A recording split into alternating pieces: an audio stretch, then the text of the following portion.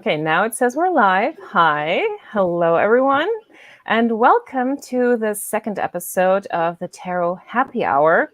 Today's topic is Tarot Past, Present, and Future. And of course, I have a panel full of guests with me to talk about this topic. So let's just go around the room, introduce everyone. So next to me, I have Gerald from TarotStache. Next to him, we have Zack from the Tiger's Abyss. Underneath me is Kirsten Buchholzer. She is the president of the German Tarot Association and also one of the authors of the guidebook for the Röhrig Tarot. And then we also have Amy from Strength Reversed. Hello, everyone. I hope everyone's doing fine. We also have some people in the chat. Let's say hello really quick. So we have Ange. Are you doing it?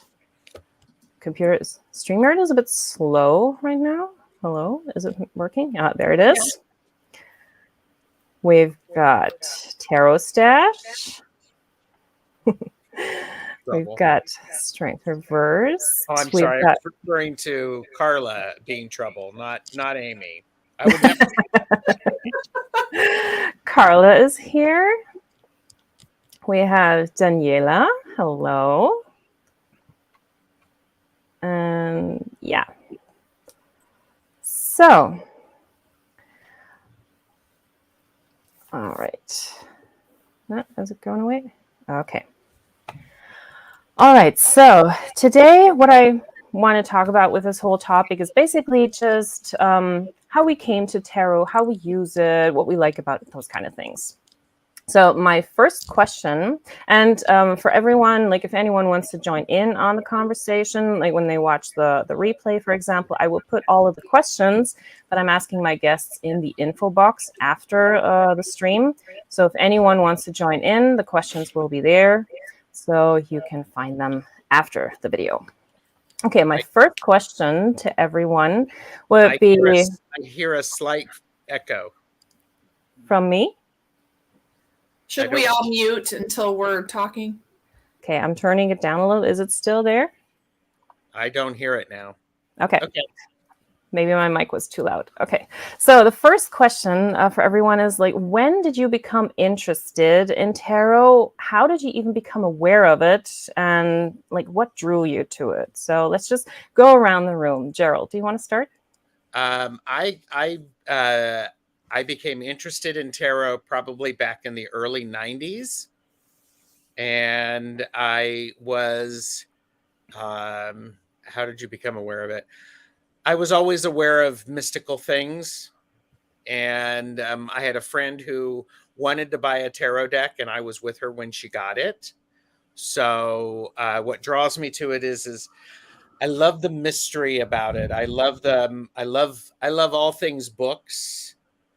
I used to work in a library, and the fact that there is the possibility to unravel secret messages from an image that is going to look differently for every person just fascinates me. So. Zack, how about you? I mean, kind of very similar to Gerald. Like, just the images like fascinated me. It was basically first my interest in collecting playing cards, and then I got my first deck of divination was the Mahjong Oracle, and then I don't know why I was like, somehow I came to the conclusion, like, is there any playing cards that are like all the cards have pictures on them? And then they're like, oh, the tarot has that. And then I got my first deck from a vintage shop. My parents got it for me, but I put it away. I didn't really do much with it. It was really just sitting there. My Christian upbringing really prevented me from really wanting to look more into it until much later in 2016, I would say, for sure, is when I started like getting other decks that I saw online. They're like, oh my god, there's different images, there's new ones coming out even now, and yeah, so then YouTube, and then where I am now. Okay. Amy? I have no idea. I really cannot remember. I don't remember not knowing about tarot somehow. I don't know if I saw it in movies or a TV show or how, but I just always knew there were these cards that were very mysterious, and I was all about mysterious. And when I was in college, I really tried hard to be Wiccan, and I'm not. So, but I did get into tarot then in the 90s, the late 90s, and my first deck was the Robinwood.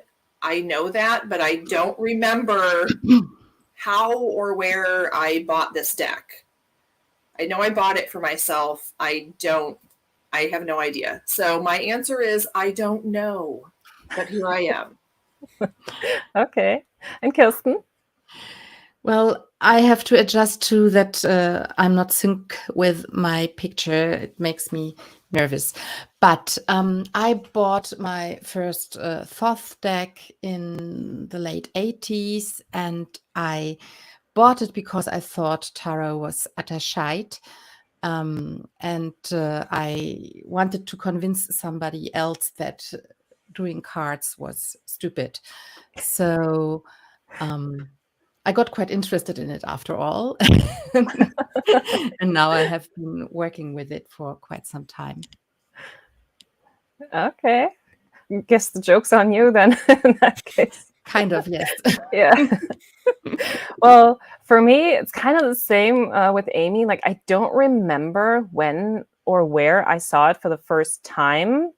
I'm guessing it was in one of the teen magazines that we had, because like early 90s, they were always talking about like occultistic stuff and Satanism and stuff like that. So tarot cards eventually came up, and they were warning kids of not to do that because you can get addicted or whatever kind of stuff. And so it was also funny that the same magazine who was warning us about that kind of stuff also released a tarot deck in their magazine, and a matrix only. So that was the first one that I had, and it was in 95, but I didn't keep it because having like singers and actors on those cards was just like disturbing. And so my first deck that I then got was my Sailor Moon Tarot, and that was in the summer of 99. And that also came with a magazine at the magazine shop. And ever since then, tarot has been in my life, and I can't imagine my life without it. And I really don't know where I saw it. I think something that drew me towards the whole mysticism thing is like growing up in Germany, Grimm's fairy tales are being read to kids very early on. And the magic part was always fascinating to me. So gravitating to anything like magical, occult, spiritual, mystical, that was like, it was always a fascination for me. My favorite characters were always like the Wicked Witch, the Evil Queen. They're always the most interesting. Yeah, definitely. Like the princess was always kind of the same thing. The prince was always the same. Yeah, definitely. So I saw a Sha woman coming in the meantime. Hello. Okay, so then my next question would be, when you started to get into tarot in wherever place that you lived, was there an active tarot scene, or were you like the only one in your village that did this? So Kirsten, why don't we start with you? Well, my village was called Berlin, and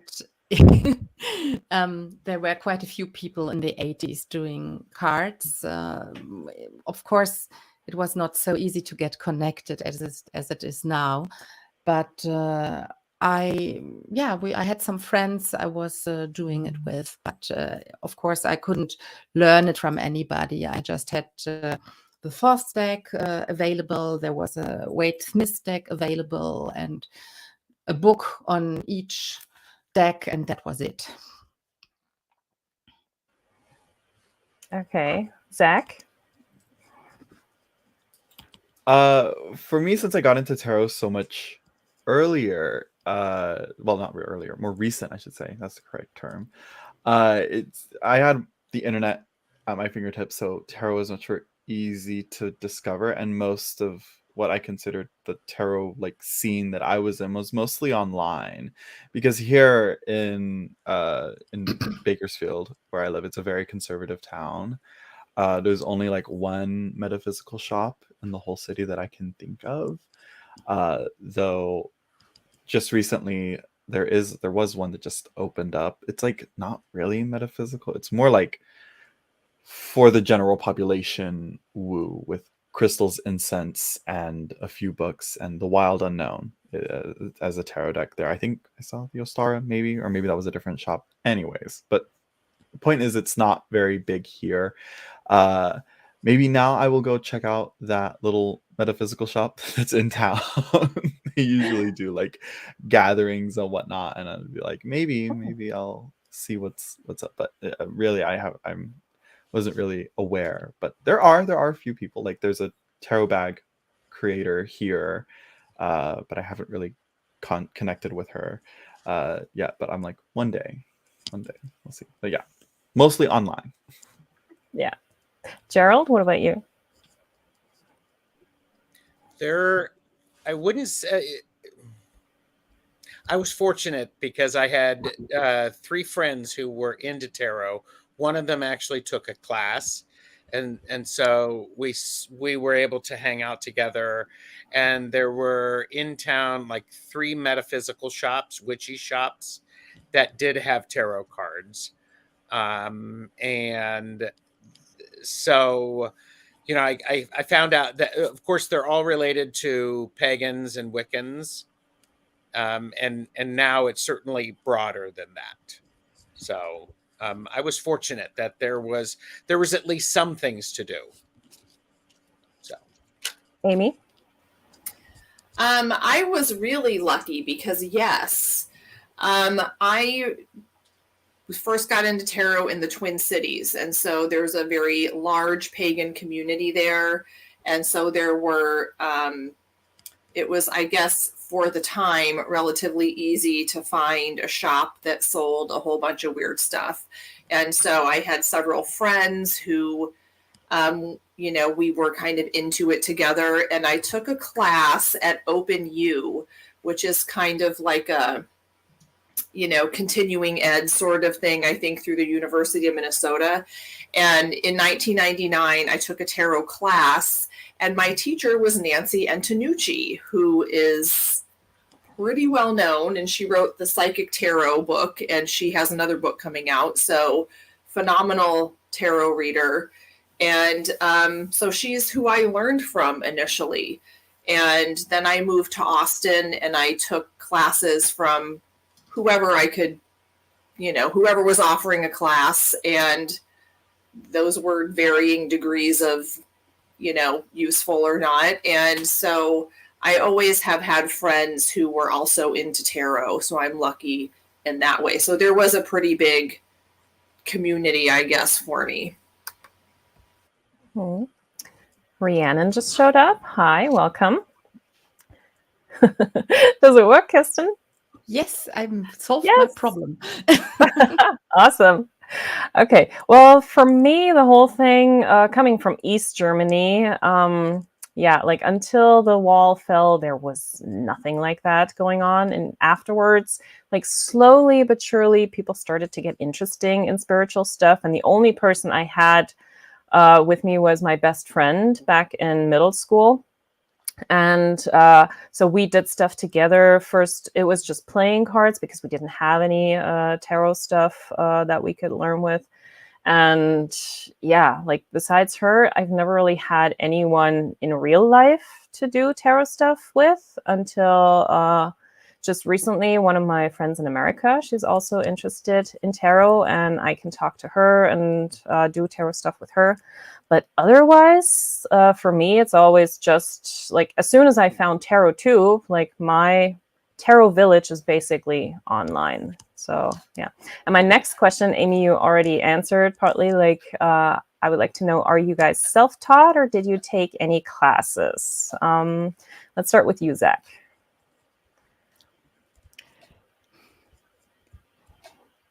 Your mic. Yeah, there we go. was like, wait a minute. I'm like, I heard someone calling me from the other side of the house. I'm like, no, don't do it. No, I'm busy right now. Let's see. So any classes? I did not take any classes. I was mostly self-taught. The first book I got on tarot was Holistic Tarot by Benabel Wen, but I did not read through the whole thing. I still look at it every now and then. It was the Marielle Tarot and my deep dive breaking down the symbols and the pictures in that deck that really taught me tarot and got me used to it and then helped me expand out of that. But other than that deck, though, what I used was mostly YouTube and the Fortune's Wheelhouse podcast to really help learn everything about tarot as much as I can. But there's still way more. But yeah, it was like Tarot Oracle and Sacred Seed. Their channels were like really informative. And who else? There's a few more, but those are the first two that come to mind. Tarot Oracle for sure was the one that really helped, to help me learn to read the cards. Yeah. Hmm. What about you, Gerald? I knew she was going to call on me because I was refilling my coffee. Were you a server or a teacher or something like that? So, I actually, I was self-taught in the beginning, and I had the group of friends who we all had the Robin Wood Tarot deck. We studied that deck and used her book, and then I have taken classes multiple times from my high priestess, and this is my tarot study guide. This is all of my notes through the years, and so now I'm actually teaching Tarot the Stash Way, or I'm talking about it on YouTube. And I have taken classes with sadhana, integrative healing with sadhana. Really helped me to broaden my understanding. So, and I'm a firm believer that people, as many different readers as there's that many different ways to interpret the tarot and to use it. You just have to, it's important that we find our individual means. So. Yes. And Kirsten? Yeah, as I said, there were not many teachers available when I started doing tarot. I moved to Prague in the 90s, and there I read quite a few books, and one of them was by Tony Willis, who wrote a book on tarot and magic. And when I moved to London later, I got training with him. And that was basically my education. Okay.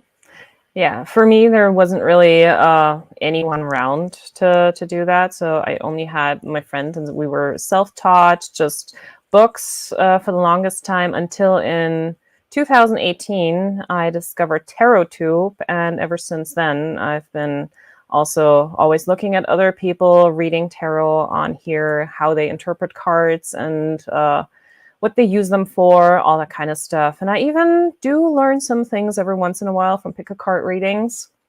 Some readers do have interesting insights on how they interpret the cards. So yeah, YouTube has been a big teacher, otherwise just books.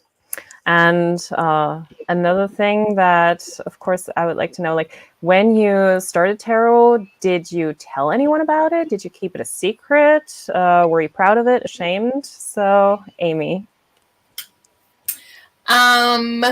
Did I tell anyone? Well, yeah, because I had a good friend of mine who we kind of got into all sorts of hijinks together. So we were just a pair.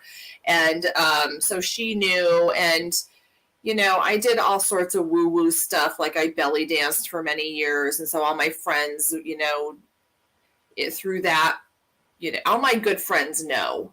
But, still today, there are some people that I don't bother to mention it to because I don't want to have the conversation. They're just not into it, and that's fine. And so if you know me, then I read tarot cards. And if we don't know each other very well, I might tell you or I might not. But yeah, when I started, I did tell those closest to me. Oh. What about you, Kirsten? Well, I never bothered. When I was starting doing tarot, so many people did it as well.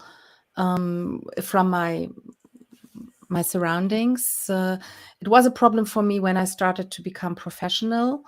I didn't want so many people to know about that because I was doing a daytime job as well.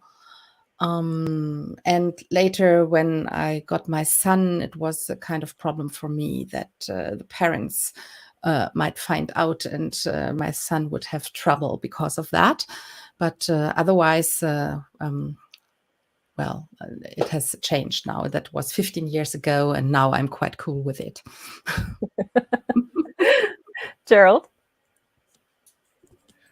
I love it. You're the cool mom now, right? I'm cool. I'm the cool mom now. You're the cool mom. I'm just like, that is awesome. That is awesome. I actually, I never told people at work. It's not something that I led with. If it came up, I shared it. Most of my family members do not know. I'm the youngest of 12 children, so there are a few that are aware of it, but it's, how do I say this? It doesn't matter whether or not they like it. They benefit from me having access to it because I get insight, and I get insight without using the tarot as well. So it's like my favorite story is, as I retired at the end of 2019, and they saw that I had some crystals at my work on my desk. I said, "Oh, aren't they pretty?" Well, what they didn't see is all of the crystal grids that I had set up to calm everybody down, to make sure the work flowed well, and that I was very grounded and good at listening.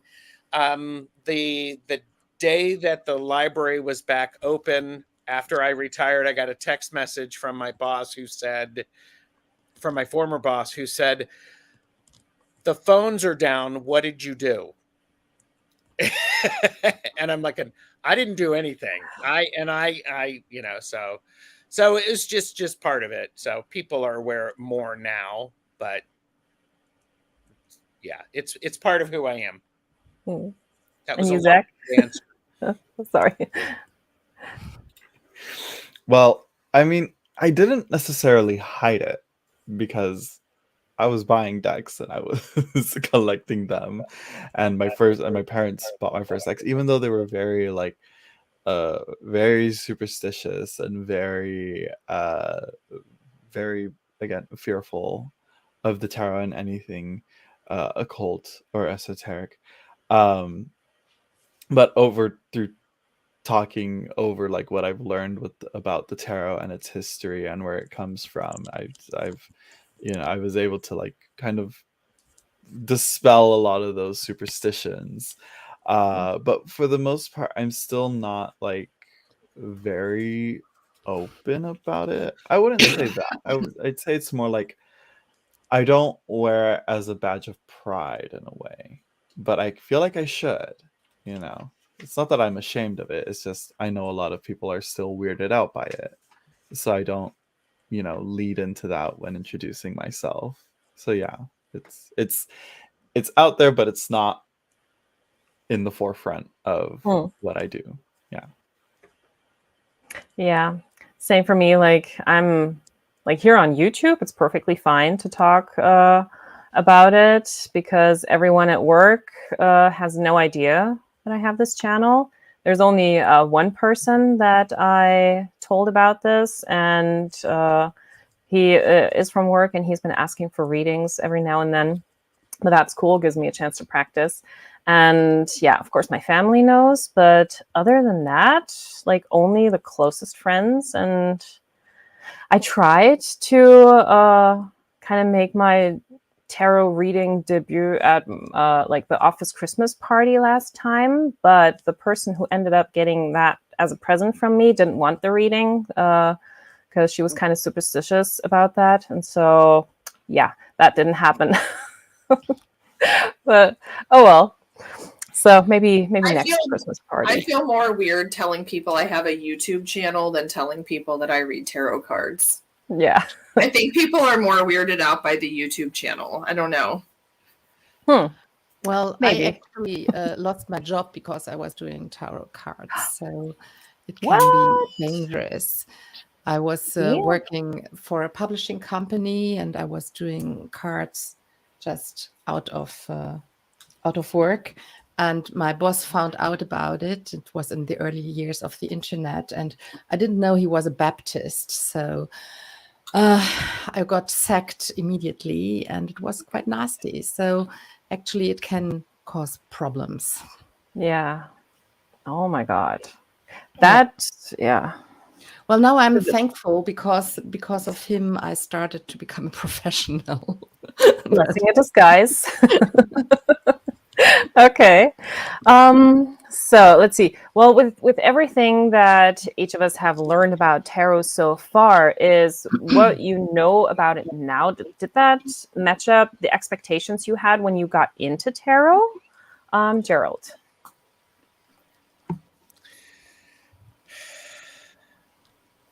Yes, and it was just easy.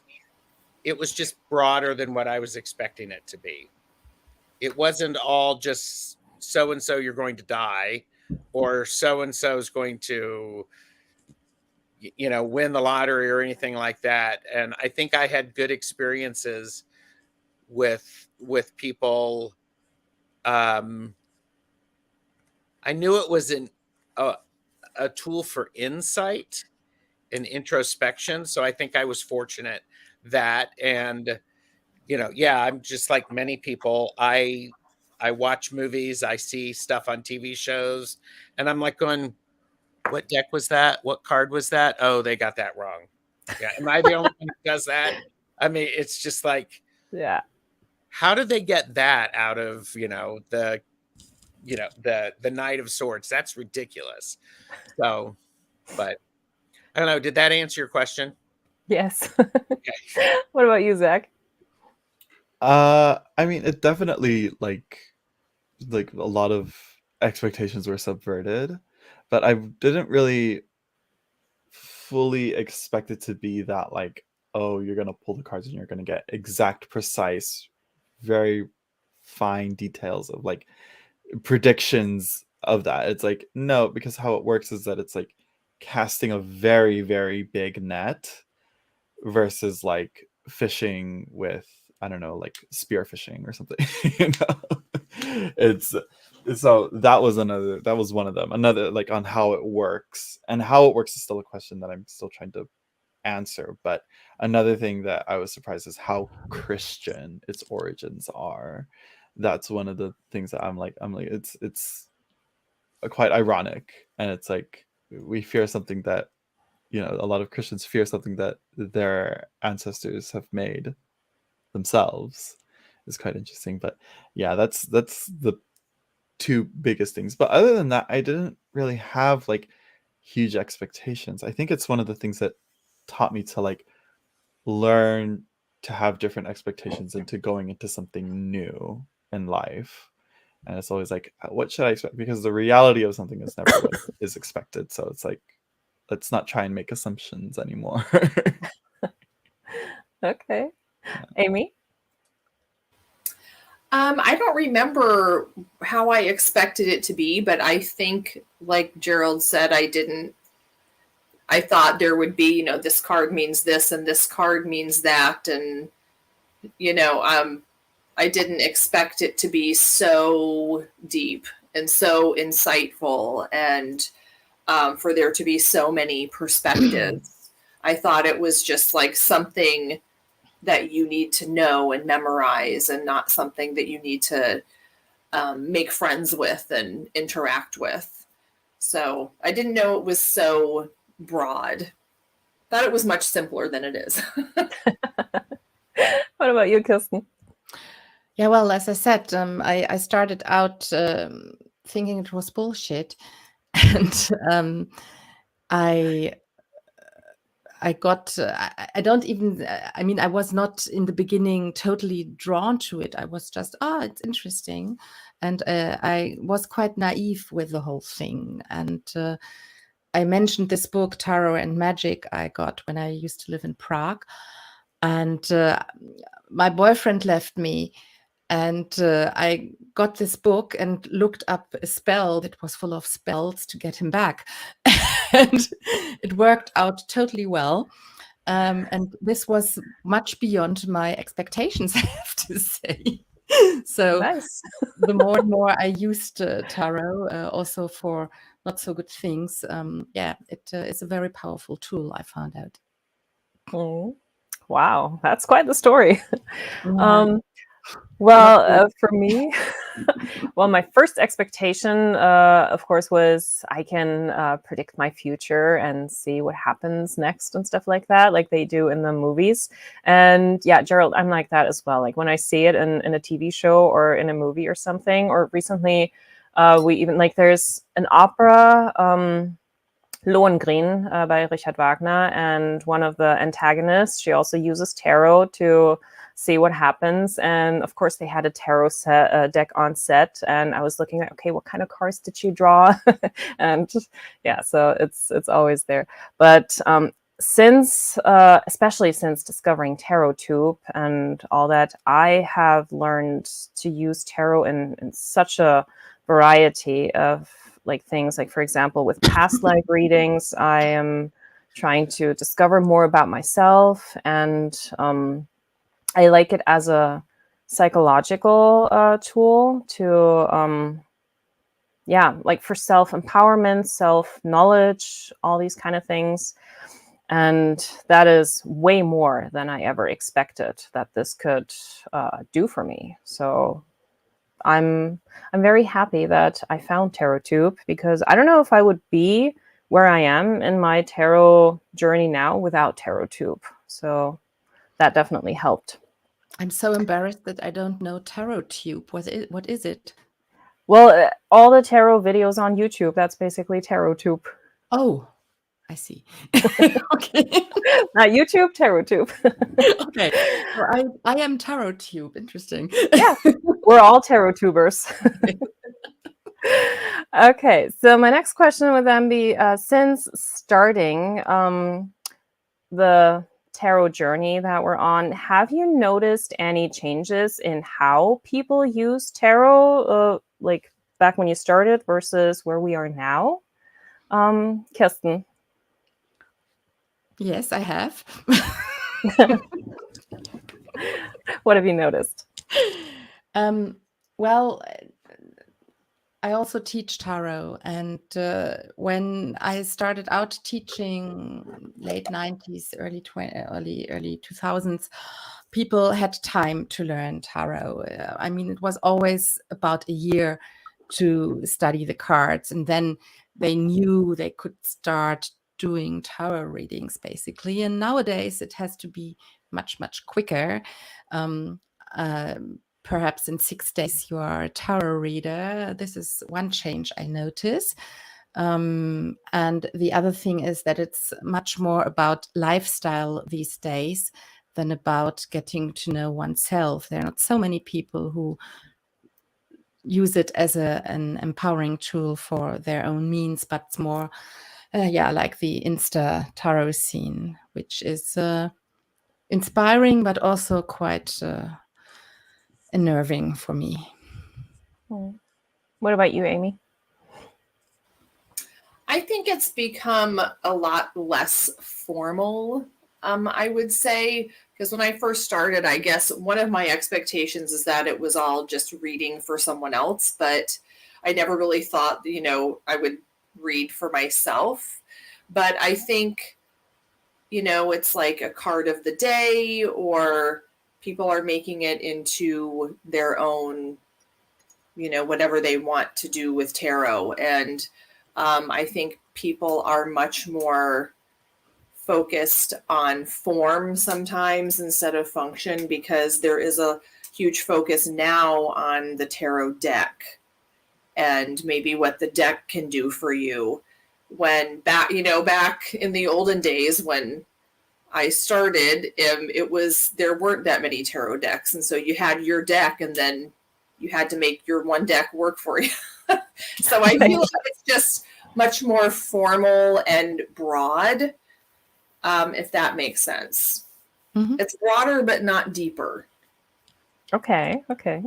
What about you, Zack? I like it a lot. Sorry. Yeah, very, very good. Yeah, I'm like, for me, in terms of like seeing how other people read, I haven't really paid too much attention to that. Because I haven't really gotten readings myself or have like paid attention to how people read, but I think it's because I'm very much still relatively new to tarot, you know, and being raised in the tarot internet age. Got my tarot practice starting there and mostly being focused there. It's really more like more like, as Amy said, the decks are kind of taking the highlight here, and really a lot of the change is focusing in on the decks. But on the other hand, I also don't see much change happening even there. It seems, but it is definitely, as Amy said, a lot of water, but not a lot of depth. And I'm like, yeah, it's just a really wide puddle. It's but that doesn't mean that there isn't any of those changes or things going on. It's just not happening when we know it. When I first started, like the biggest deck out there was, well, Marielle is what I think it was like when it first came out, and the Greenwood was, no, Wildwood. Sorry, it was the Wildwood that came out, and there were like videos on it, and I was like, oh, this is very interesting. What is this? But then I didn't really go too much deeper into it until like a few years after. But still to this day, Marielle continues to be something that I have yet to see replicated or anything reached to that extent that the Marielle has. So yeah, but yeah, in terms of reading, yeah, I'm not sure. I'm not sure in that one, unless I look in the past with like books that are written from like Gebelon, I believe that's how you pronounce his name, and Waite and Atea, to Rachel Pollack and Eden Gray and Barbara Moore and Teresa Reed in this era that we're in. There's that dichotomy there, and I think in general tarot is still pretty young compared to the I Ching, for example, or astrology. So we still got a long ways to go for any solid formality, I think. What about you, Gerald? I've been thinking about this. I appreciate what everybody is saying, and what I am finding, especially around TarotTube, is there isn't a lot of deep diving in studying and concentration. Yes, when I first found tarot on YouTube, there were people who were sharing deeply about what they were noticing and how they were finding and how they were learning and how they were making the connections. And so I think right now it's the Twitter of divination.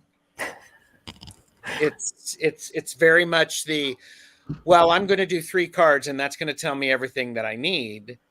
And the other thing that perhaps I've noticed is people who do no shade or anything like that, but it's like people with their spirituality. I consider tarot as a spirituality tool. it's something to enrich your life and however you do it. I don't see people doing those depths like that. There is a lot of water, a lot of options, but how many times do we, if I knew then what I know now, I probably would have 10 decks. I wouldn't have the 300 plus that I have, because I would be studying them. I would be learning from them. I'd be developing a relationship with them. It's like prayer. Prayer gets better as you do it, and you listen, you speak, and then you listen. Okay, I'll get off my soapbox.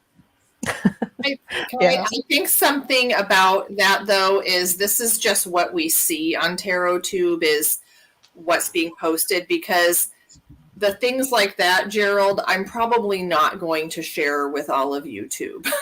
Well, and so you have to, on TarotTube, it's this fine line. Like, I want to do something a little more substantial, but also it has to appeal to more than just me. And plus, a deck review is fun. Okay.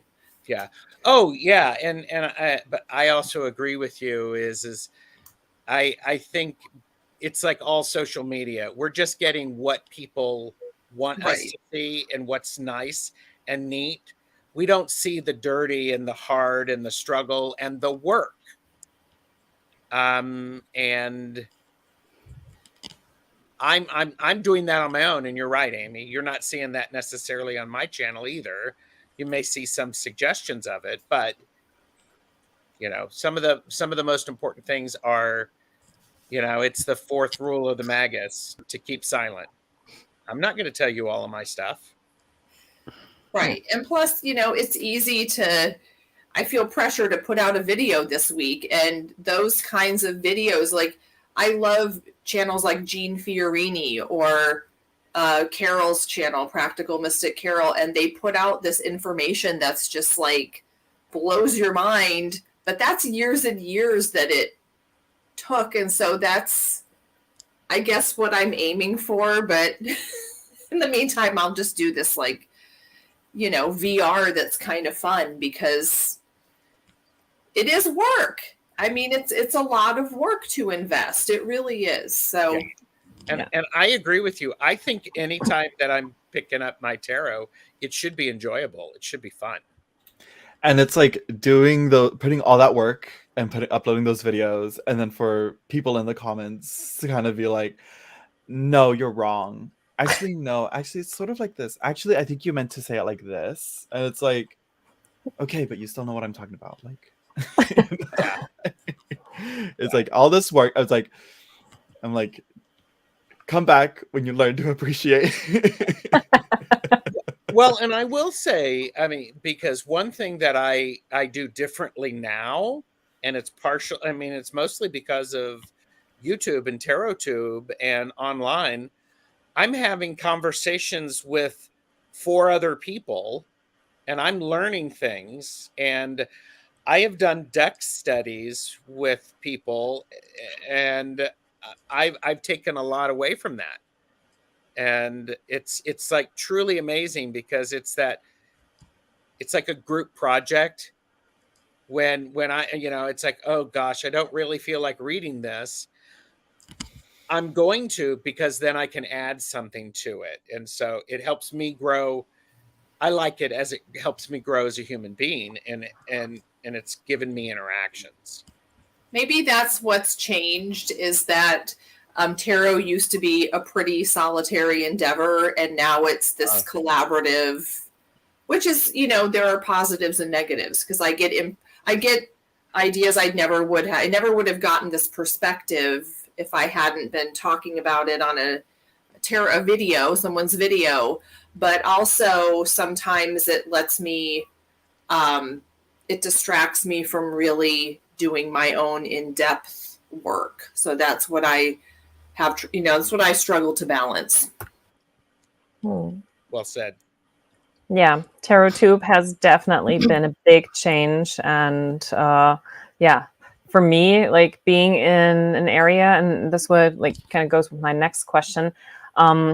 So in each of the countries that we live in, How do you think the tarot scene has changed specifically since the internet became such a household item?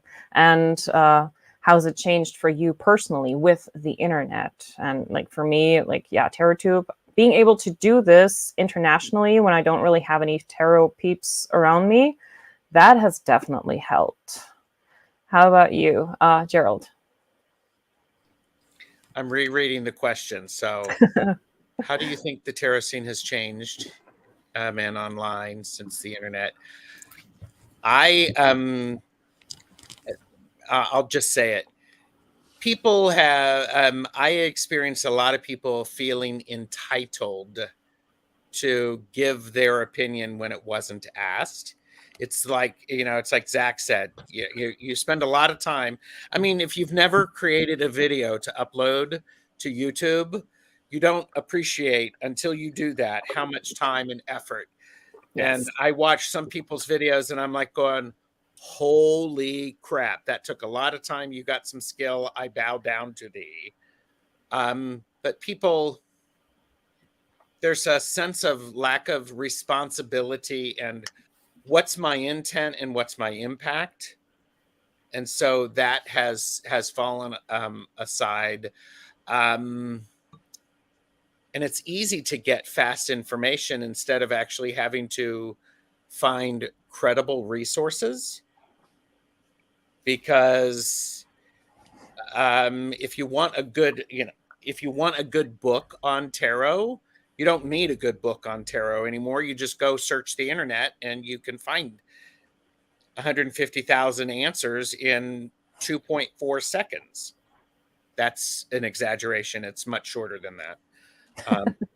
But I think for me, what has changed for me personally, the tarot scene, I've gotten a thicker skin in the sense of, that's your opinion, and I am so glad that you have that opinion. It's different than mine. And just because they're different, it doesn't mean one is right and the other one is wrong. So it's helped me as a human being just go, you know what? That's your experience. I'm going to hold space for that, and I'm going to honor that. And it's part of how my parents raised me. Listen to what people are saying. And so, okay. What about you, Zack? I'm like, it absolutely has like changed in terms of like availability. It's like you don't have to go to your local bookstore or metaphysical shop to get a tarot deck. You can just go on Amazon now and get a tarot deck from there, which I'm like, yeah, that's a two-edged sword as well. But for, again, in terms of like the scene, it for sure has, again, I think it's diluted it a bit, but that's, again, it is deeper than a puddle, but and there are those people who do know how to plunge deeper and find more of that information out there, and the internet has definitely helped make that access to this information more available. Several books are being reprinted as well, and that's just because of attention that people have given the tarot now. But again, it's like, sure, these books may be available to you, but are people actually reading them? And that's another thing. And where are the sources on those books as well? But this will, and I was about to go into another tangent of like but this will answer like one of the later questions though, so yeah. What about you, Kirsten? Yeah, I've been thinking, I think the internet hasn't changed so much from my perspective. I mean, what has changed stuff is Corona, I think, because all of a sudden people communicated much more via the internet. I started my YouTube channel because of Corona. And before that, tarot in Germany basically was dead. I remember talking to my publisher who said nobody is going to buy a tarot book. Nobody's interested in it.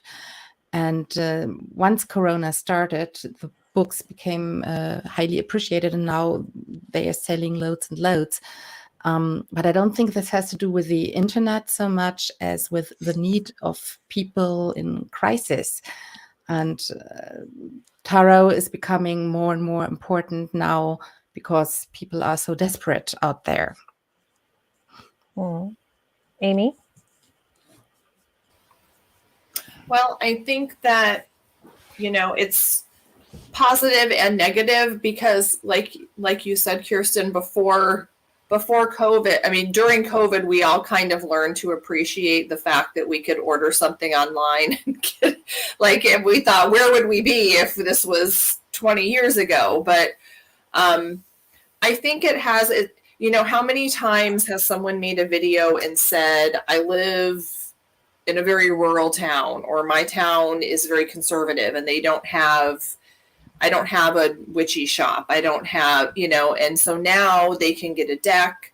They have people they can talk to. I think the only downside is there's so much information. Everyone has an opinion, but you don't know. It's hard to discern what's the good information. Everyone gets to be a tarot expert now. So who are the experts that you should listen to? What's the information? Some information is better than others. And I think that's one of the pitfalls of having so much information, is that you have to kind of wade through what's not good or what's not useful for you to find, the gold nuggets of info. Yeah. Because the internet's a big place. Definitely. And just like we have, our little tarot tube where we all share this information, there's the other tarot tube, which, anyone can see that too. And is that what I want my friends and family to see and think that I do? Probably not. Yeah, like here in the eastern part of Germany, it's definitely helped with having stuff available, because even though there is, like, I live in a city of like 600,000 people now, and there is a big bookstore that has some stuff available, but like I get all my stuff online basically, and everything is available now. So that has definitely made it easier compared to in the beginning when I was aware of tarot, but I couldn't get any of it because the one bookstore I had in my hometown, of course, didn't sell any stuff like that. So that has definitely made a huge change for me in my tarot practice. And of course, I've been, especially during the whole lockdowns and stuff, I've been buying a lot of decks and books and stuff. But yeah, so it's got its upsides and downsides, basically. And we have a question in between, so unscripted. So Astrological Tarot asks, how do you all feel about certification and training? Do you think availability to the tarot watered down the effectiveness or credibility? So let's just go around the room, starting with Gerald. I knew she was going to call on me first. I think, how do I feel about it? I think if a certification is what is going to help you really understand it and learn, is a good thing. I think just because somebody has initials or credentials doesn't mean they're any good. It also doesn't mean someone who, I think those can be helpful. I think you need to do your due diligence and go, okay, what does this mean? Because I had a conversation last week on my channel about, there is no overseeing committee that says this is what a good tarot reader is. So that's a good question, Michelle Marie. I don't think. Well, it depends upon which one. the classes I've taken haven't watered it down. Actually, it made it more challenging because I was learning things faster for me. But yeah, I'll stop talking now. That's a tough one. It's a good question. Zack? It's like it's sort of like, I don't want to compare a tarot reader to a doctor because that's not because no, they're not. But when you go to a doctor and what is it? My mother always calls it bedside manners.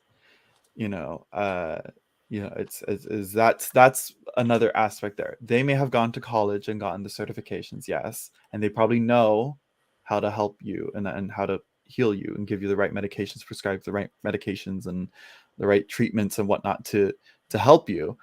But it's like how it's delivered, how they listen to you, and how they tell you this is how we're going to help. And that is a whole nother aspect within tarot that is actually just as unregulated as as readers themselves, I guess, in a way to help stave off or ward off scammers and fraudulent people that use tarot to scam people. That's a good way so that customers can know where they're going. As a security means, yes, but in terms of like a validity to what one knows of the tarot and and controlling, I believe the term would be one's gnosis or personal gnosis. I believe that might be the right term. I may not be saying that right, but the point is that spiritual wisdom and that spiritual knowledge that one knows. It's like, how do you regulate that? You really can. And it really would be like, if only like there was like a Golden Dawn certified tarot reader, but it would be like you're certified in only reading tarot in the way that the Golden Dawn does. Doesn't mean that they're not doing tarot readings in a different style or a different manner. In terms of watering down the effectiveness, I think it's more, I think astrological tarot might be saying more the availability of tarot. Now, everybody and everyone can come in and write and put in their 2 cents about the tarot, and that information that's being put in there kind of clouds and gets in the way of the actual good stuff. I would say compare the Dust to Onyx guidebook. That's she has not done, if I'm remembering correctly, she really hasn't done tarot that much before she created her deck and wrote her book on the tarot. But if you read that compared to Lady Knight, you got that book, the green one? Not the green. Is it the green one? I'm not sure. It's one that we were comparing the Queen of Wands to each other, and we were like, look at the comparison. Like, yeah, this is just generic Rider-Waite-Smith meanings, just Mhm. copy pasted. You can read that from, might as well have thrown that book away and just got 78 Degrees of Wisdom, versus Dust to Onyx. It's actually offering something new and something insightful, and you can understand what's being said. So, and she, very different areas of expertise and levels of experience with the tarot. So yeah, I guess it would be nice to help regulate a bit, but hopefully not so much that it stifles individuality and creativity that the tarot should be known for. Amy? Okay. First of all, training. I think to take a class from someone is fantastic. And I think you should take as many classes from as many teachers as you can, because you're going to take something different from every teacher is going to have their own strength. Every teacher is going to teach you something new, and you're going to get something. Even I had one tarot class that I took where we all had to tell, something about ourselves. And I said, I've been reading on and off and she got an attitude with me, the teacher did. And every time she asked a question, she'd go, oh, well, you probably already know. And it was just like, but I could even get something out of that experience, because I did learn from her. I also learned like maybe a non-example, like what not to do. But so I think training is fantastic because you don't have to believe wholeheartedly everything that someone tells you. You take what you need from that. Certifications, if that makes you feel good or you feel like this is going to help make my tarot business, I don't think that for tarot, you're not going to kill anybody with your tarot reading. So it's not like I need the AMA to certify me so that I know that I'm going to a doctor. Like Zack said, a doctor is, I need to know that this doctor has credentials and that they've passed the test. But, tarot readers just, it's so personal and there are so many different styles. And I really believe that people who are looking for a reading find the reader that's right for them. Like there's a reason why that person is sitting in front of you. And I don't think availability to tarot waters down the effectiveness, because the effectiveness, how effective the reading is more about what you're bringing to it, the question and whatever. But the credibility, yeah, because like you were saying before, Kirsten, there are so many 6-week wonders where they, take a 6-day class and they get a deck and I'm a tarot reader now. And all it takes is for someone who has no experience with the tarot to get a reading from someone who does a not very good reading, and that's their experience of the tarot. They think it's all bullshit. That's my problem with the other tarot tube is, some people see that and think that, what does he want you to do to him is like a good question to, for the tarot. And so I feel like it doesn't, the mass appeal can affect its credibility, but not its effectiveness. That was a ramble. Okay, sorry. Kirsten? Well, first, I think people can get killed by a tarot reader because I know quite a few people who have been haunted by horrible predictions by tarot readers who have no ethical conscience whatsoever. I'm a very Saturnial type and I love certification. I have done many certificates myself. I'm the head of the German Tarot Association. We do certification. It shouldn't be mandatory. Of course, nobody does have to take it. But I learned for myself that it is a very good training to stay humble. And it is a good training to think about personal ethics. What I think every tarot reader should have in writing is an ethical code. And he or she should be able to show it to anybody who's wanting a reading of them. Yeah, that's my opinion. Yeah, I think, well, with certifications, I think they're good to have in order to show that the person who took the time to get the certificate actually put some work into this and is taking the whole thing seriously. So that, like, if anyone has a certificate, that just shows me, like, yeah, this person is invested in tarot and is not just doing it as some sideshow hobby, whatever. Like, if I really want to get a reading from them. So that just tells me something about how much they put their time and energy into it. But of course, there is no real way to regulate that. So, which is why, for example, like Kirsten, what you're doing with the Tarot Association, that you have like these tests, and I think that would be a whole different video talking about that. But like the things that you have to do in order to get the certification, you need dedication for that. And that is something that I can very much appreciate if someone goes for a certificate. On the other hand, Yeah. On the other hand, certifications. we had this one person who used to be part of the community. I call her She Who Shall Not Be Named, Doreen Virtue. And she was giving out certifications for the work that she was doing, but then she completely turned around and everything was then null and void. So what do you do then with a certificate from someone who doesn't even believe in that work anymore? So there's always like pros and cons with everything.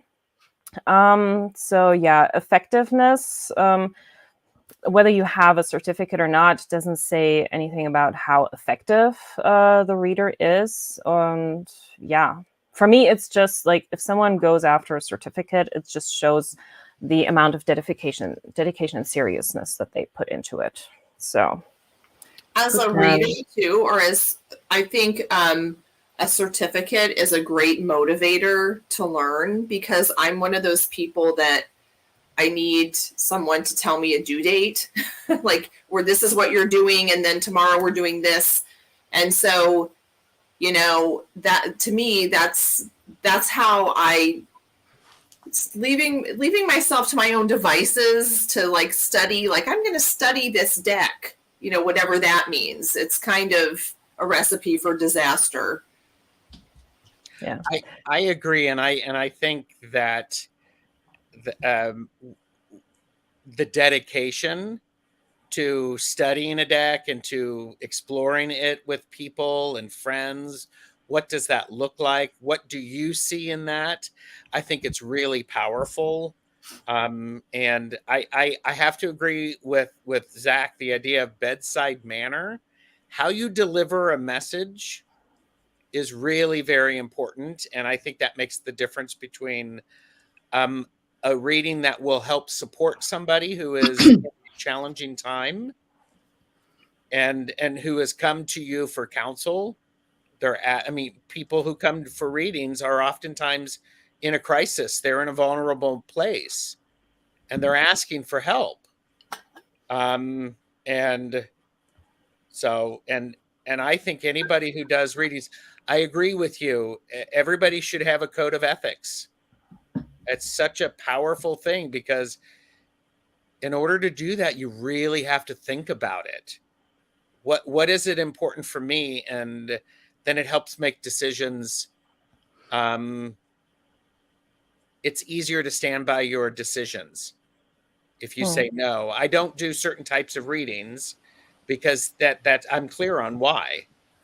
So this is the kind of thing where it's helpful to have a mentor or to learn from someone who is an experienced reader, because then you learn how to deliver maybe bad news, or that you have a code of ethics, and here are some of the things that you might consider with your code of ethics.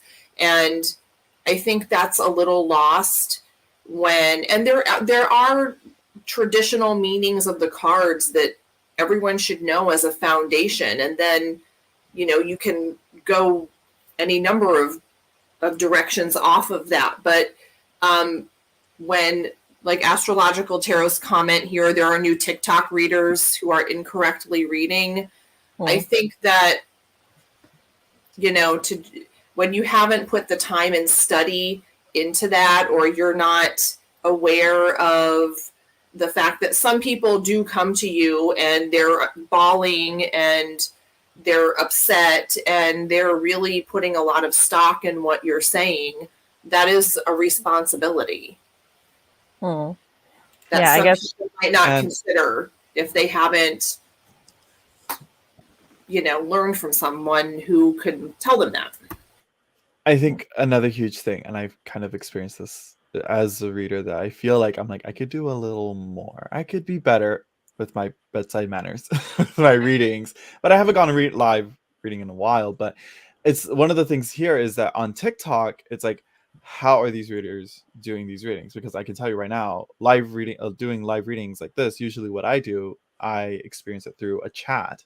And it's a very limited form of communication versus in person. You have that person coming to you in those times of desperate need, I've never experienced that, and I never had that. And I'm like, whoa, you know, I've had it on chat where I've had to be like, I can't read it for you. I'm like, no, we're not going to do that. You know, go seek help. You know, not like that, but it was a very I was like, whoa, and I'm like, it really reminded me like anyone with any type of need or question is going to show up and ask these and come for a reading, and sometimes you're going to have to turn them away. And on TikTok, again, I'm not on TikTok that much. I'm mostly on Instagram, and I haven't even seen that many readers on Instagram, and usually it's only 3 card pulls, and those are very like general readings for a mass of people, for multiple people, versus like, I don't know if there is a TikTok world, TikTok tag, right? Sub talk, I'm also tarot not on talk, TikTok. right? I'm like, I believe it would be like tarot reader talk. I think that's what they would call it, maybe. I haven't really seen what they have there, what the readers are like. But again, with TikTok in general, it does give very amateur and immature. And I guess if you want to make jokes and memes, sure, but when it comes to serious readings, usually I think you should save that for one-on-one or more less public spaces. Yeah. Taking that question, moving into the next one. So how important then is it to know the tarot system that you want to work with and the meanings of the cards versus like intuition and stuff? So Kirsten? Well, for me, it's like playing the piano or being an opera singer. You should know your basics, and that's 90% practicing and coming back to the roots, and then you can improvise. Gerald? If you don't know the alphabet, you can't read. So I think it's very important, like the piano. You got to know how to do it. It's very frustrating, you know, get me on a soapbox, but I don't like it when somebody pulls a tarot card and they don't know what it means. So they get the book out and then they read me the book. I'm like going, oh, Zack, you like that too? I do it sometimes, but go ahead. I want to hear this. Yeah. I do it sometimes for some decks that I'm not fully familiar with because I'm still reading with them. But for the most part, I found that it almost can sometimes be a form of bibliomancy. Now, this is, Yes. but I only do it with like, I think the Devas of Creation, because that guidebook is so like, it's really interesting. But I don't do it for tarot. I think if I can understand and read it, I'd be like, okay. But I think of like the I Ching, and that is intended to be read with the book. Yeah. But I'm sure there are people that like know what the hexagrams mean, like, and know the text like the back of their hand, and so. But again, but for the most part, I'm not. You're not going to see me reach out and pull out the the Marielle guidebook. Like that is not. Like most of it is so hard. No, yeah. You shouldn't. Yeah. And I agree with you, because when it's okay, wait a minute, there's something I'm forgetting about this card, and they look it up, they go, oh, that's what it is, and then the book is down, and then it continues the conversation. So don't come for me, YouTube. Amy? I think it depends on the reading, because if you're reading for yourself and you just have this deck of cards and you haven't read a book about the cards and you look at the card and what is it bringing up for you, fine. Or if you pull a card for yourself and you want to look it up in the book, that's totally valid. But if you're reading for someone else, professionally, not just sitting with your friends messing with cards, if you are giving someone a professional reading, I think you need to have the foundational knowledge of what the card means, and you should have worked with these cards enough that you're able to connect with the images. I personally, and that's one thing, you can never know everything about the cards. You're always going to be I am at least going to be constantly studying. There's always one more layer of meaning to know. So at some point you have to just put the book down and start reading. But I don't want a reading from someone who just has a lot of rote memorization. I also want a reading from someone who's plugged in. And if you're not plugged in, then to your intuition or to whatever, then I don't know how interested I am in a reading like that. I feel like for a hardcore professional reading, you need to have both. You can't just have one or the other. So I think you need to have a foundation, but also be willing to move beyond that with your intuition. Yeah, I agree with that. Like for me, it's a system. So it has rules. It was invented in a certain way. There's a meaning for every card. There's a reason behind it. The design of the card has been made in a specific way. So for me, it's like any other game necessarily, like chess or checkers or something. There's rules in order to, how to move the pieces, and you wouldn't play chess with the rules of checkers or to just make up your own rules of how to move the pieces. So yeah, I think the rules, the meanings should be learned and should be known. And then for me, with different decks that have different depictions, I then read some cards differently based on the image. That gives me like additional ideas or like sparks of ideas of what this could mean in a certain situation.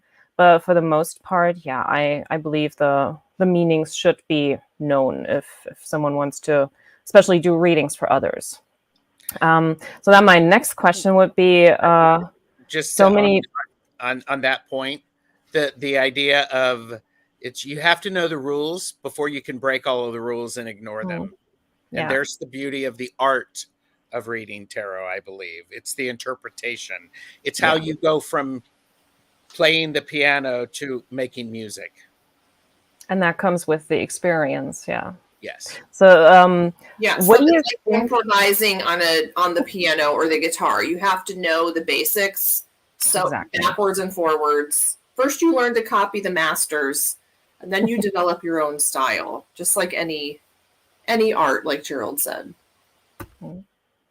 So a lot of people on TarotTube also talk about like intuitive readings, and some people even say I only read intuitively. So what would you say even is intuitive reading in your opinion? How would you define that? Does intuitive reading even exist? Kirsten? Thank you.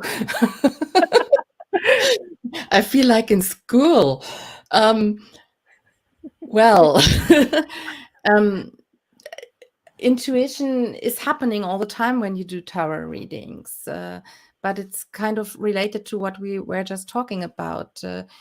Intuition grows through studying, my opinion. When I started out doing tarot, I chose the Thoth deck because there were words on it and I didn't like images, and it was for me much easier to start with words. And since I have done many readings, I don't look at words anymore. It's a bit like you're doing the readings. I just see the card.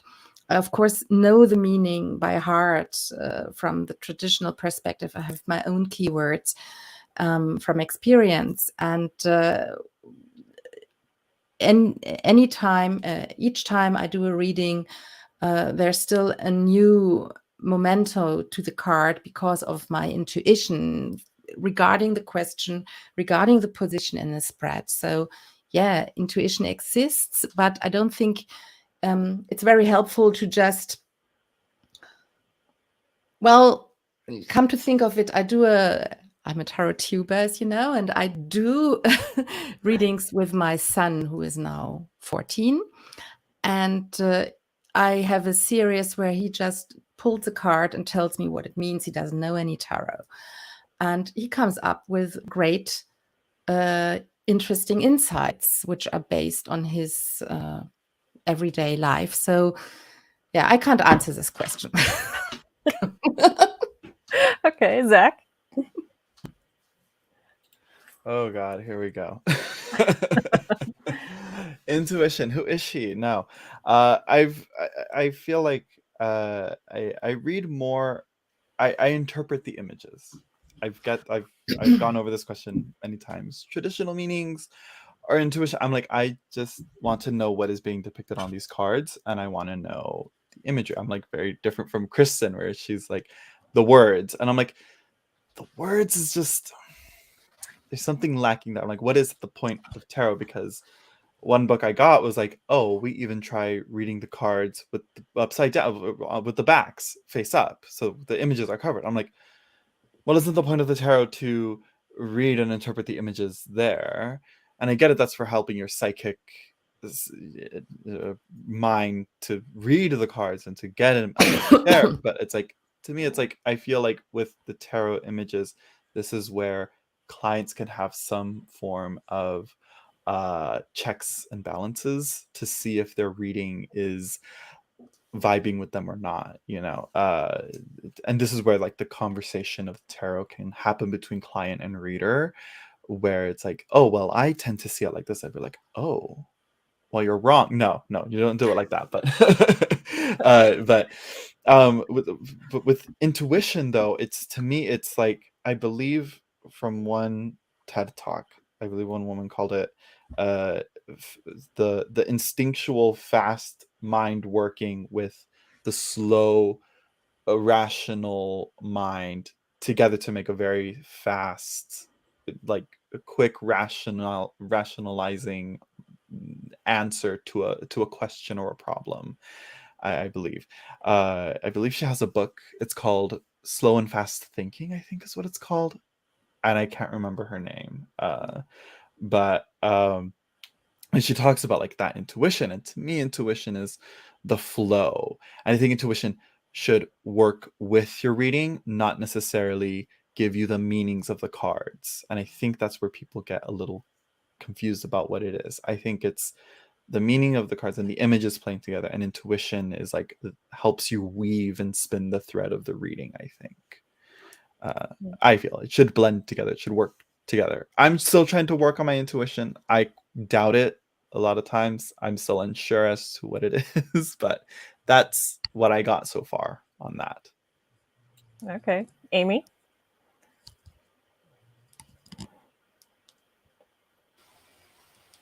What the question is, what's the difference between? Well, does intuitive reading exist? What is intuition with tarot? When I say intuitive reading, I don't mean not studying at all and just like whatever this card means to me. First of all, when you're first learning the cards, if you just describe the card and say what you think it means, you're probably pretty close to the traditional meaning. But to me, if you've memorized the basic meanings and you do a spread, or you just say what the basic meaning is, that's not really the reading. The reading is bringing all of that together to tell a story. And a lot of that is just finding the shade of meaning that that card is holding in this particular context, using your intuition. Like, if how do you know whether the meaning of this card is there's always there's an array of possible meanings to a card, and so how do you know which one it is? Like the court cards, how do you know, is it the person, is it another person, is it a situation? Well, you're kind of using your intuition to do that. And sometimes your eye goes to one specific thing in the card. And reading where it was in the Mott Tarot, I think it's the Eight of Swords, has like a galaxy above her head. And I said to the person that it kept going, coming into my brain. That's the sombrero galaxy, just FYI. And it had just a huge, the sombrero had a big personal meaning for her. And it was like this whole, you know, it has nothing to do with the Eight of Swords, but I was just, that's kind of what I think intuitive reading is what is my eye drawn to? What flavor of the card is it? And how does it work all together? That's where intuition comes in. And Gerald? I think intuition is a big part of it, but it's taking what tools we have and it's weaving it together in order to make a story or a message be understood. Zack had mentioned bibliomancy. All tarot are pieces of paper with images on them, and you can do a great tarot reading just by looking at the images and connecting those images to what's the question. And I think, I don't know. I mean, some people would say, yes, it's divine, it's God, goddess, whatever, talking through me. Well, yes, but it's like Amy said, knowing what word to pay attention to on the page, or what, you know, it's the first time you've noticed that yellow flower on that card. That's important. It's the sombrero. I don't think you can do that without having no, that's not true. Some people do that without a basis. It's like, so I don't know. It's this is a tough one. This is a really tough one. I think it's important. It's like bedside manner. You can tell me everything that I need to know, but if you tell it to me in a way that I can't hear it, it's the finesse. So I'll stop talking now. Yeah, for me, when it comes to intuitive reading, like I'm the kind of person, like I like that there is a system where each card has a meaning that kind of takes pressure off of me, because then I always have something that, like, I know this means that and this means that, and it's like how I piece the different things together. And if I would imagine reading everything intuitively, that kind of, like, personally, that would stress me out a little bit. So I love the security kind of that the meanings give me.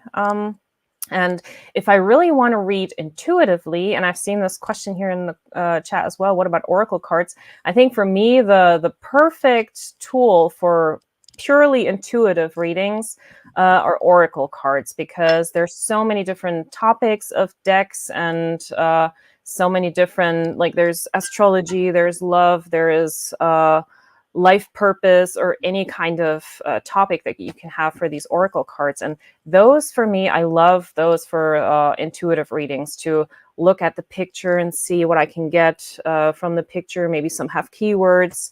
That to me is something when I want to do some intuitive stuff. But when I read tarot, it's like, yeah, I go with the meanings, and then like Gerald had also said, or Amy, like I zoom in on a specific detail maybe, and that will then give me the idea of what the card wants me to talk about. So yeah, but purely like, and I've seen this on some people's videos when they say, yeah, I have like a book and I got a deck, but I don't really want to read the book. I'm just gonna look at the pictures and they will tell me everything. That's the kind of intuitive reading that, like, if someone would want to read for me that way, I don't know if I would want. I think I would prefer someone who has learned the meanings, but that's a personal thing. So, yeah. And yeah, as Kirsten Louise said, intuitive reading is contextual reading. So then with that, also with TarotTube and everything, another question could be, so how fun or serious is tarot, or can it be, or should it be? Zack? Sorry, I got distracted. There's a troll in the chat. Oh, that one again. Yeah. Let's see. So which? Oh, how serious or fun is tarot? Should it be? Yeah. I think it's. I mean, I'm like, it is fun, you know, and it shouldn't be taken too seriously. You know, I mean, the first two cards in the tarot is the Fool and the Magician, the Trickster and the Jester. But you know, but on the other hand, it's like if you make it too fun and don't make it all jokey all the time, then how are you going to take it seriously when it wants to be serious with you? But so there's a balance there, but for the most part you should have fun with it, because if it's boring and dry, and then why are you going to want to pick up the cards, you know? Kirsten? Well, it is a game, basically. Tarot was invented as a game, and people started to read out of it, perhaps because they sat there for 5 or 6 hours and had a flash, and all of a sudden started to see things in the cards. That's how I think tarot rings were invented, from game by gamers. So there's always the aspect of it being fun. And I think tarot cards, when they're talking to me, they take the piss out of me quite frequently. So why shouldn't I take the piss back, basically? It is serious when you do reading for other people, and you should be careful not to make fun of the people. But cards themselves, they're just cards to start with. Oh, well, I hope this is okay. Yeah. Gerald? Tarot is extremely serious. There's no fun ever to be had at all. No. It's just like anything. I think, well, for me, this is for me.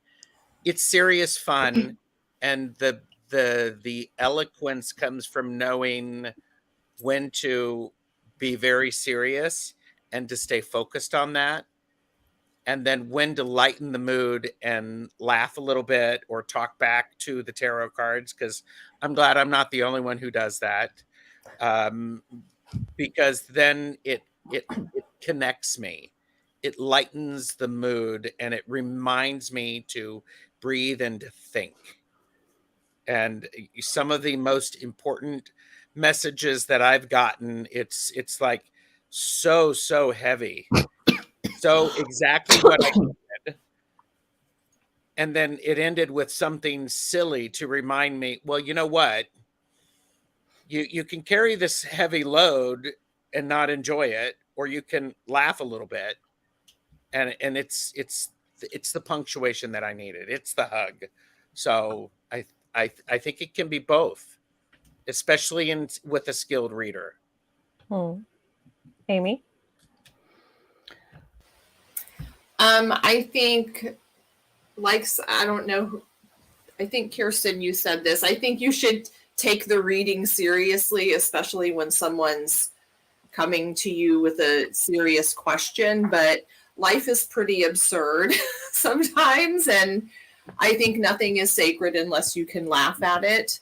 And I think the tarot can be cheeky sometimes, and I think it should be fun. Yeah. And I have noticed that, like, some fun that I have with my tarot decks is when they kind of give me attitude, even though I know it's just a card game, it's just cardstock with ink on it. But sometimes there are those readings when it's like no shit, Sherlock. Yeah, I already knew that, and you're already telling me what I know. And or sometimes in the very beginning when I had a question, and I thought, if I ask the tarot again, will I get the same answer? And I did that, and the answer was slightly different cards, but the answer pretty much overall was still the same. And then I did a third try to see if that would happen again, and then nothing made sense anymore. And like, it was someone standing next to me and be like, so that's how you're going to do it? You're not going to take this seriously? And I just had a good laugh with that. And when I do readings with this friend from work, for example, and we do like a year ahead reading, for example, where we do 1 month at a time. And then there's certain stalker cards that come up. And at a certain point, it's just like, oh, again. And then we just have a good laugh about it. So there are some really funny moments to be had with tarot, but I still, like, overall take the messages somewhat serious, depending on what it is. But yeah, fun should be part of it, definitely. So with everything that, like tarot meanings and everything we've talked about, so when the Golden Dawn was like writing all of that down, teaching it amongst their members and everything, but they were kind of keeping that from others. So was that a good decision for that time to keep that a secret, and for all of this knowledge to become available later on, like in our modern time now? Was it good for them to gatekeep, or should they have made it public? What do you think, Kirsten? I think during that time, it was not so easy to be an esoteric person.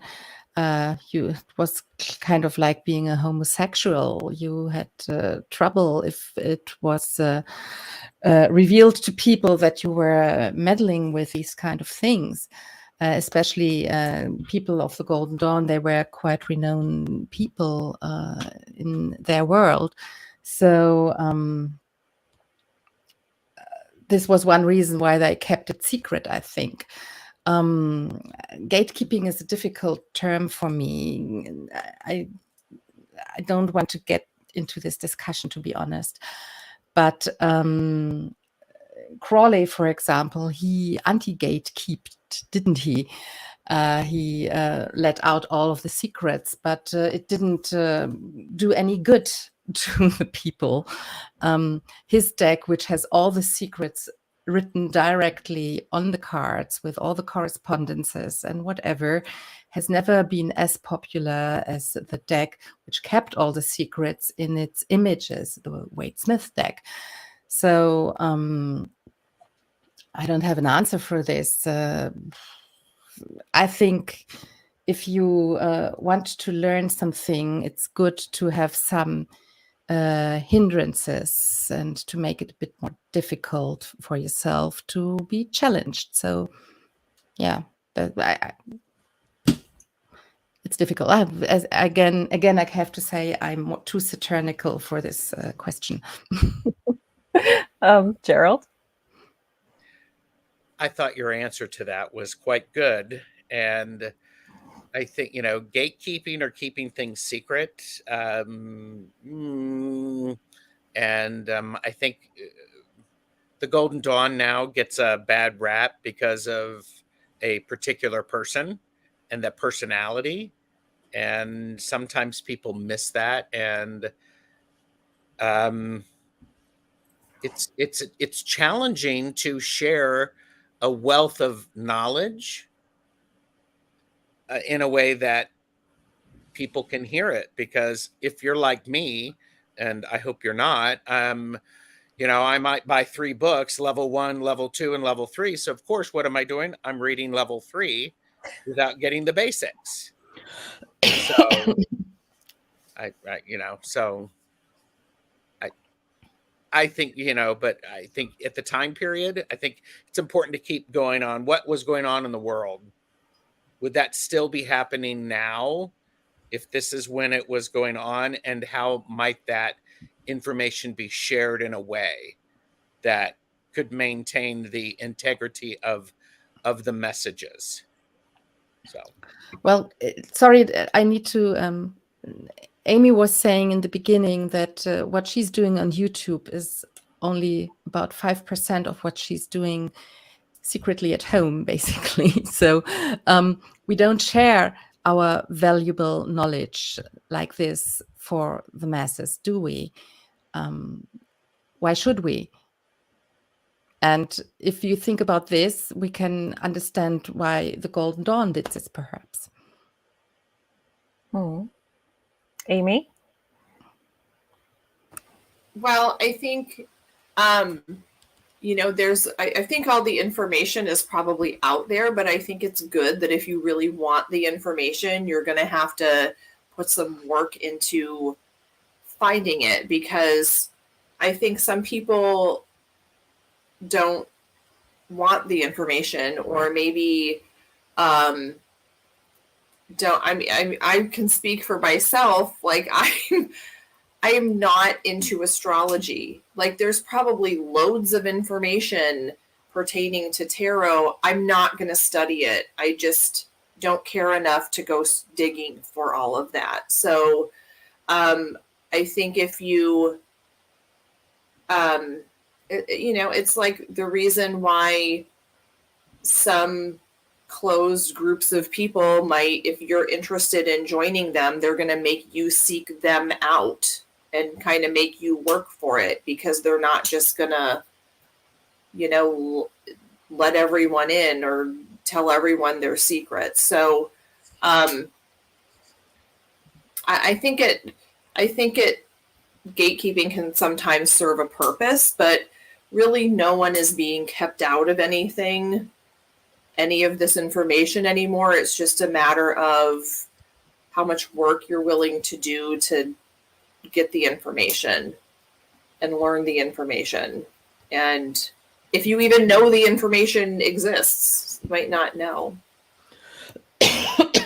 Zack? Where to begin? I'm like, yeah, a lot that I think that's the main reason, was the masses probably wouldn't take what they were talking about seriously. Like, tarot is still not really taken that seriously, which is why a lot of the older books are written with such like complex like language. I'm like, is this even English? It's like they were really overcompensating to try and be like, I know what I'm talking about. And it's like okay, sure, but that's one part. And it's also like some of the information there, if people heard it, probably wouldn't understand it, or it would seem to them so blasphemous or dangerous or something that they wouldn't like it. It would seem the whole thing would get shut down. And one of the other parts is money. When they have the tarot decks, I believe it was I got this from Paul Hughes Barlow, I think that's his name, here on YouTube. He does a lot with the Thoth tarot, and he said the Thoth and the Rider-Waite-Smith kind of pretty much like recruiting pamphlets for people to join the Golden Dawn or the OTO. And so the Golden Dawn said, we're going to make this, we'll put this deck out so people know about it, but we're not going to explain anything. You want to find out what all these images mean, come join us and you can find out, all these deep secrets that we're hiding. They always refer to them. It's like, oh, and there's this secret here, but only those who work up to this level or grade can learn it. Meanwhile, Crowley put everything on there, but didn't really fully explain everything on his cards. And he's like, if you want to know, just we'll tell you, but you got to join. And yeah, but another part is, it's like when they take that gatekeeping as at first preventing people who are not ready for it, and then turning it into a discrimination for gender, sexuality, ethnicity, and class. That's where the gatekeeping happens, and that's where the problems are. Yeah. Yeah, I think like in the beginning, it might have been good to keep that within the Golden Dawn while they were still figuring out how they wanted to work with that and things like that. But I'm really glad that people like Crowley and Israel Regardie published those kind of things so that we do know about it. And yeah, Zach, like you said, some of those books, like especially for me as a German, reading those books in English in a kind of English language, then like, like some sentences I have to read 3 times and I still don't really understand what that person is saying to me. So yeah, they're making people work for it. But I guess that also goes back to the whole dedication. Like if you really want to, you will put the effort in, and I guess that will. I can appreciate that to a certain extent. But yeah, overall, I think time-wise, it's probably a good thing that everything is so out in the open now. People might be more receptive to it, especially like here in Europe with everything that was going on at that time, and the wars and everything. So people had other things to focus on in their daily lives. So yeah, but I think it's a good time now for all of this to be out there, for us to have TarotTube and to share and enjoy all of that. So then, where do you think tarot is headed? Going into the future, Amy? Okay. Where is tarot headed? Well, I feel what I hope for tarot is that it can be that it becomes a respected tool that where people can use it to receive guidance, kind of like acupuncture, massage therapy is pretty well respected. It's not considered woo-woo really anymore. And I'm hoping tarot's heading that way. But I see it right now becoming really pop culture-y. It's just very visible, very out there, and being marketed, and people are going to, of course, make money off of it. But I think that only lasts so long, and then there's going to be a lull, and then maybe the hardcore people sort of stick with it. That's what's happened with lots of things I've been interested in over the years. There comes this cycle where everyone's doing it now, and then they stop. It's just, they move on to something else, and then the people who really, really love it stick with it. So I think that's probably where tarot is going to go. Kirsten, what do you think? My teacher was in the Golden Dawn, and when I studied with him, he talked to me about the gates opening and closing for tarot or other esoteric tools, and he was mentioning the time in the late 19th century when it was very popular to do seances or to do in the salons tarot or oracle readings. The oracle cards are quite a German tool. They were invented here in the for bored housewives, basically. And he said that during this time, when it's very popular, like it's right now, there was always an undercurrent of, I hope I don't offend anybody, but for more serious studies than posting a pic on Instagram or TikTok.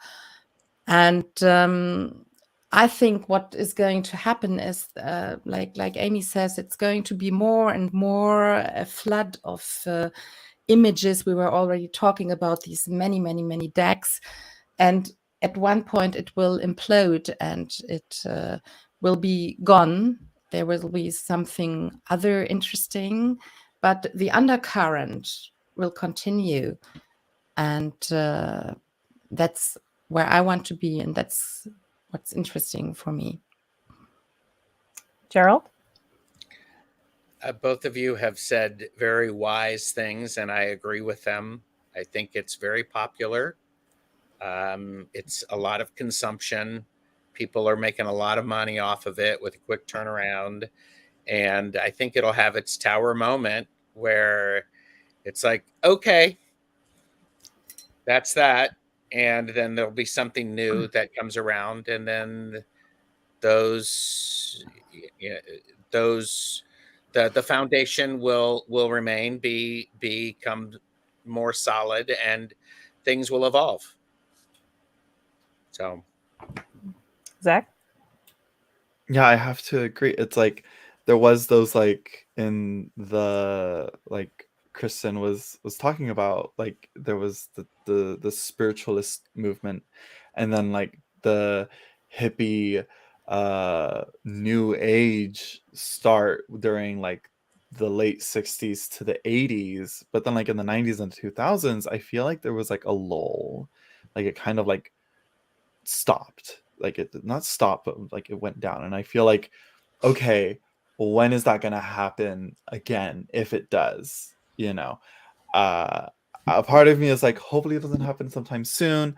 Other times I'm like, I think it needs to happen now. If I see one more Insight Edition deck, but no, I'm like, I like, I guess there is some input to be had on the tarot, but I think that's from those decks. But I think that's what I hope. What I hope. That's the last question though.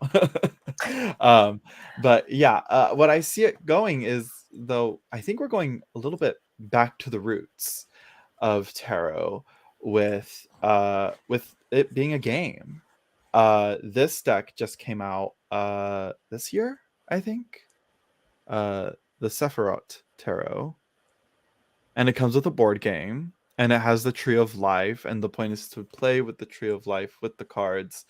And you can I need to read the guidebook again. I believe they're insinuating that you can read all the cards that you lay down on the game, but it's a fun game. You can play with a solitaire or with another person, and it really has, from tarot starting as a game to now back at it again, a deck created with the esoteric occult meanings, but also as a game as well.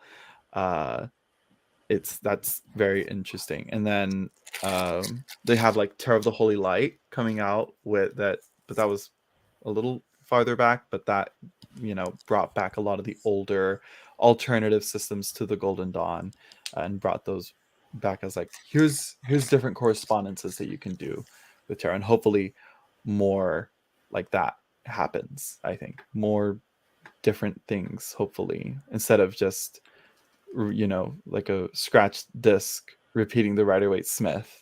Hopefully we got something else. Yeah, I agree with everything that's been said so far. And yeah,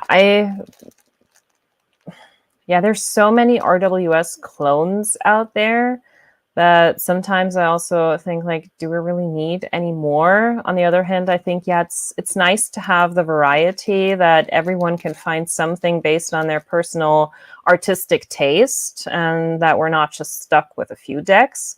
So pros and cons at the same time. But talking about the game aspect, Los Scarabeo has actually tried that. They put out a board game in, oh my God, it was quite a few years back, maybe almost 10 years ago, called the Arcanum Tarot. And it had like a huge board, and it has the tarot cards and also like these figures here. So the four suits are 4 different houses, and they took the Initiatory Golden Dawn deck, took out all the nudity cards, replaced them with cards from the Ludi Lescott. So it kind of mixed those 2 decks together because they're from the same artist. And so they also tried the whole game thing. I never played that game. I just got it for the tarot deck. But yeah, I think the game aspect would be very interesting. And yeah, I hope it's headed toward a little bit more like back to the roots kind of thing. Because like I said, those inside edition decks, I don't know if that really is kind of watering things down a bit. I don't know. Sometimes it's, to me, going a little too much into consumerism, I think, with just making a quick buck with a deck. Like, oh, here's a movie, let's make a deck about it. And then, like, with those decks, also just not even putting images on all the cards. Like, if they're too lazy, like with the Supernatural Tarot, that was one I was actually excited about. But then they were really lazy with some cards and just kept them as pips and just, like, 2 of bones, just throwing 2 bones on there. Like, really, that's 15 seasons of images to choose from, and they're going to be lazy. So yeah, like I wish for more substance, I guess, like actually take time as a deck creator to do something.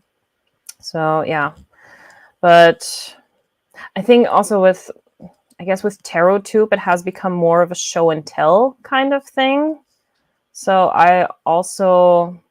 I'm at the point where I enjoy watching videos with like people actually talking about their tarot experiences rather than showing me decks. And if you show a deck, at least tell me how you use it and what your personal experience is with that. But simply just flipping through the cards, it's not doing it for me anymore. In the beginning, sure, but now not anymore. So with that being said, final question today. What would be your wish for the tarot community? Gerald? My wish for the tarot community is an opportunity to really use this tool as a way to deepen an individual's connection. That's what I want. I want people to have an opportunity to use this tool to help them learn and grow as individuals and to see this connection to the world.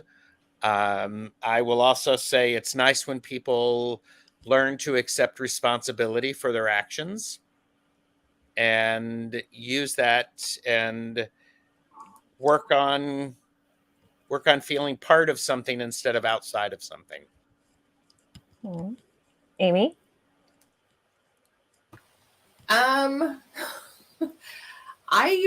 What my wish for the tarot community, like the YouTube tarot community, or Mostly.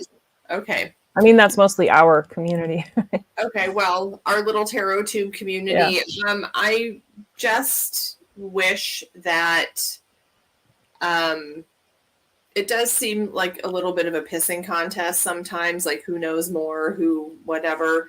And I just hope that, I think there is a strong inclination in our community to really support one another. And I hope that continues to be strong and that we can continue to support one another, welcome new people who are looking for tarot knowledge, and maybe steer ourselves in that direction so that there's nothing wrong with walking through your new tarot deck because it's exciting to get one and you want to share it with people who know what you're talking about. So I don't have a problem with deck videos and stuff, but I don't know. That's a hard question. Just, peace and love and whatever. World peace. World peace. Is that a beauty pageant answer? Yeah. Peace. Kirsten? Yeah, I don't have any wishes for the community, to be quite honest. I run kind of 2 communities, the association and the other things I'm doing here. And if people enjoy to share their knowledge and have fun with each other, that's great. But if they don't they're not in a community, so I have no answer. Zack? I guess my wish for the tarot community would be that, you know, that they go beyond the cards. It's something that I always say is the best way to learn tarot is, you know, outside of the tarot. You know, we tend to kind of focus our attention too much on the cards, and I think the more we expand outside of that, then we can go back and reapproach the tarot cards with the newfound knowledge that we got from outside of the tarot, you know, and in that way tarot will be able to continue growing and evolving and getting deeper and more experienced, if that makes sense, you know. Mhm. Yeah. Yeah. Well, my wish for the community is that I hope we can continue sharing experiences and that we can learn from one another and use this as an opportunity to connect with people, get some new insights, maybe even have our minds changed every once in a while, who knows. But also to kind of make sure that we keep the drama to a minimum, because the question is also, what are we leaving for the next generations? Because we know the internet is forever, and everything that we put out there, those videos will be seen like however far in the future if people are interested, or as long as YouTube exists. But yeah, so if we think long term, how do we want the next 2-3 generations to perceive what we were doing on TarotTube? And are we leaving a good footprint, kind of? And yeah, so I guess for me, yeah, let's keep the drama to a minimum. We all have different opinions, and that's good. And if we all had the same opinions, that would be kind of boring. So I hope that we can just share and enjoy all of this. So yeah, that was the happy hour, episode 2. And I want to thank everyone who participated in the chat. Thanks for being here, and for everyone who's watching the replay. So to all my guests that were here, thank you very much for taking the time. This was really interesting, and I had a lot of fun hearing all of your thoughts about this. So now I hope everyone has a good rest of their Sunday. For us, well, Sunday is almost over here in Germany. So thanks once again, and I hope to see you guys again soon sometime. Until then, bye. Bye. Bye.